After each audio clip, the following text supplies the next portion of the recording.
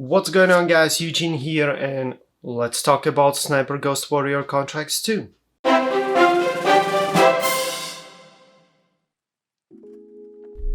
Now, before we start, Sniper is actually not a AAA title. Instead, it is developed by CIA Games, a Polish developer who are focusing on budget games. As such, at the day of release, Sniper cost around $40 instead of regular $60 like any other new installments.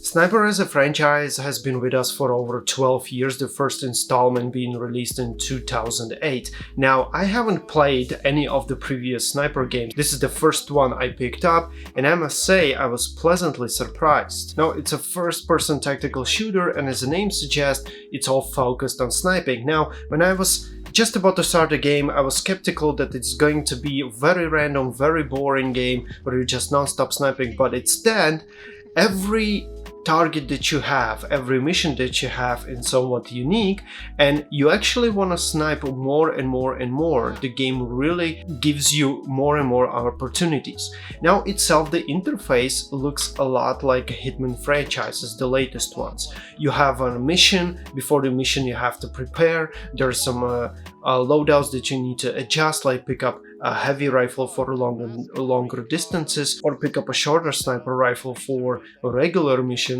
And actually the introduction into the mission looks a lot like Hitman's. I believe they may be copied, or they may be decided to go with it because it just looks really nice. Now, at the beginning of each mission, you drop at a location, and it's on your choice how you want to approach it. Now, the long distance missions makes you to go to a specific spot where you have a camp layout. It's not just one shot, one kill, but instead you have to plan it. You have to lure out the target if he's inside the building, or you have to make him stop because he's not stop walking. It's actually very hard to hit. Now, as soon as you do some damage or raise an alarm, the enemies instantly see you and they start to shoot at you, making everything much more difficult. Now, between each locations, you have a small encampment that you need to defeat, either using your sniper rifles or using your other weapons as a silenced pistol or assault rifle. Now, because this is a sniper game, all the other weapons are not paid much attention to it, so it's very hard to hit with the assault rifle because it's just shaking too much, or because the encampment is too close, you cannot actually use your heavy sniper rifle because it's made for longer distances, so it's quite hard to switch between targets.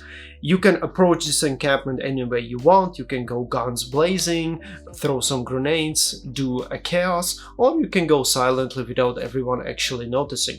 For me, for example, the best way to deal with enemies silently were throwing knives. I don't know why, but they were extremely satisfying. Also, these small encampments are a great way for you to complete some challenges, because the game itself has only 5 to 6 missions, but these missions can be done on different difficulties and with different challenges, like kill 2 enemies with 1 bullet, or kill a main target by dropping something on him instead of just shooting him. Now, these challenges will unlock for you more and more options than for a particular mission, that you can, for example, be deployed in a different location, you can choose a different weapon, but most importantly, you receive money. This money can be spent on buying new weapons or attachments to the weapons, as well as any other equipment that you need.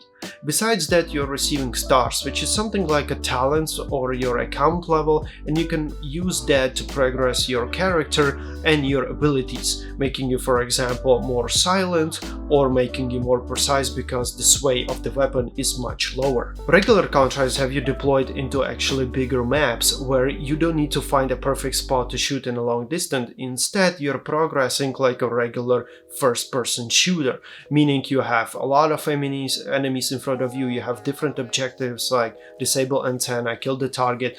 At the same time, you have some side quests or additional challenges, like for example a bounty, destroying a particular character or a captain.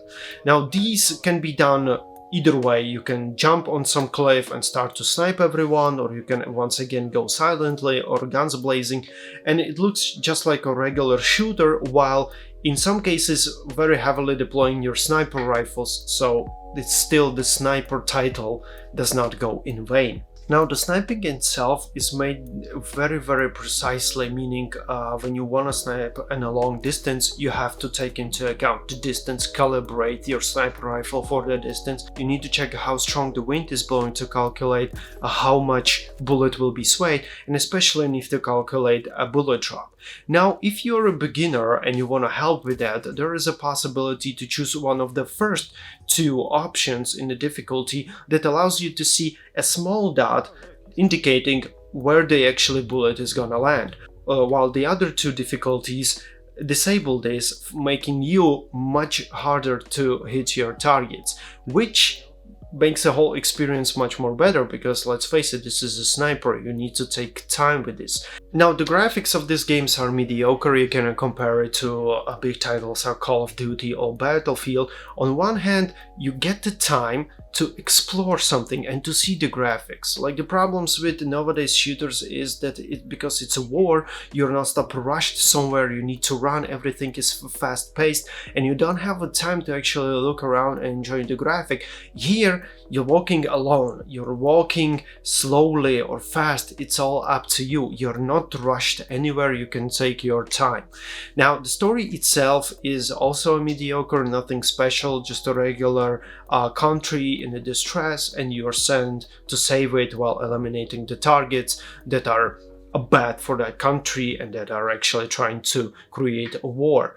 Nothing special here, but it's still enjoyable, especially eliminating targets knowing that they are very bad people.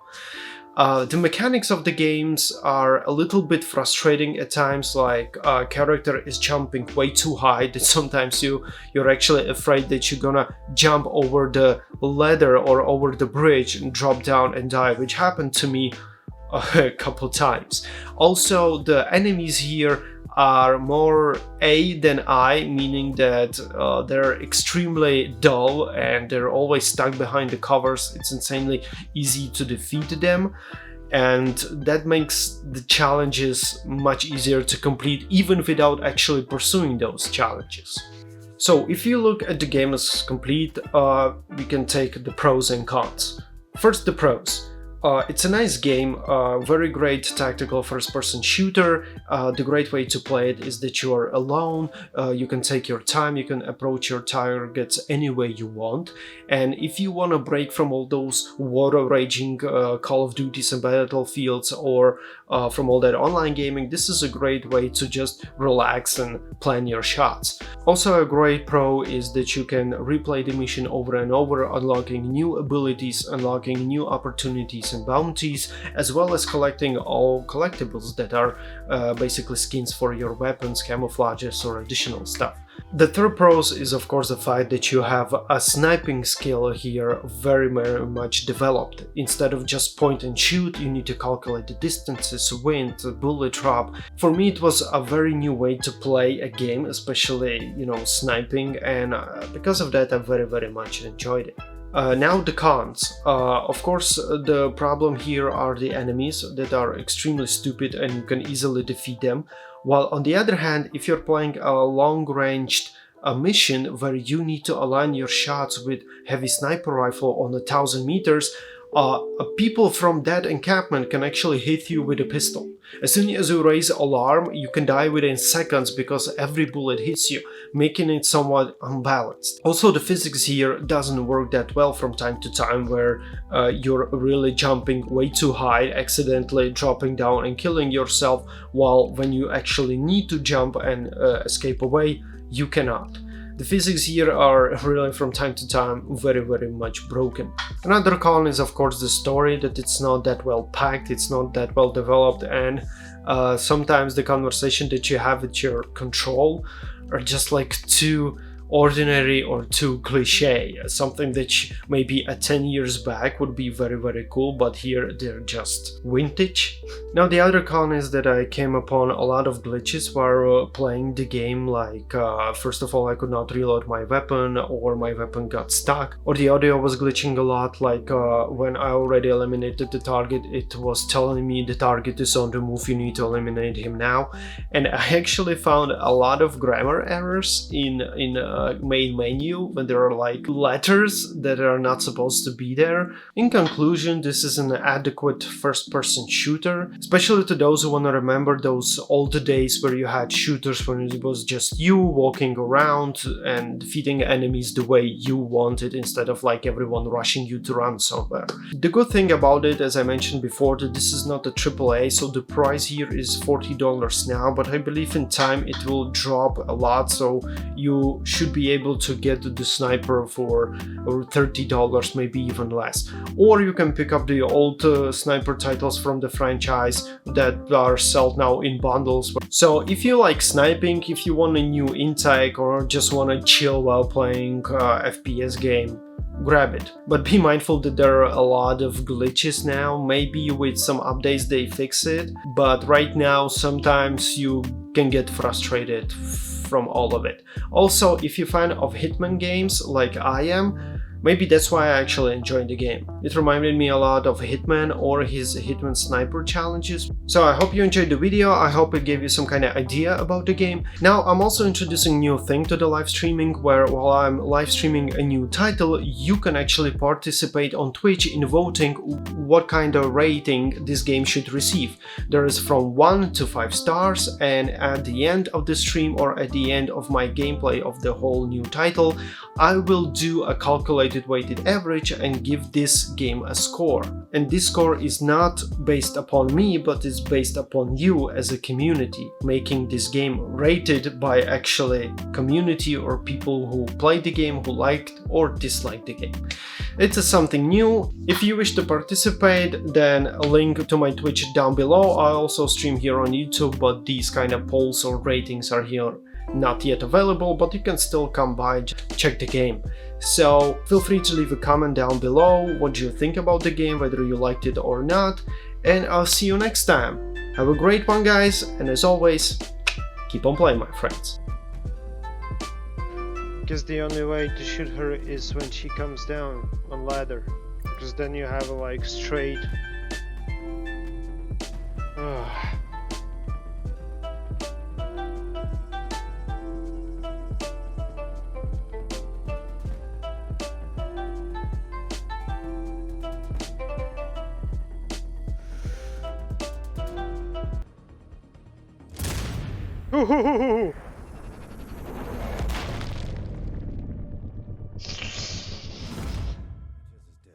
Ah. One less threat to worry about. No need to be discreet.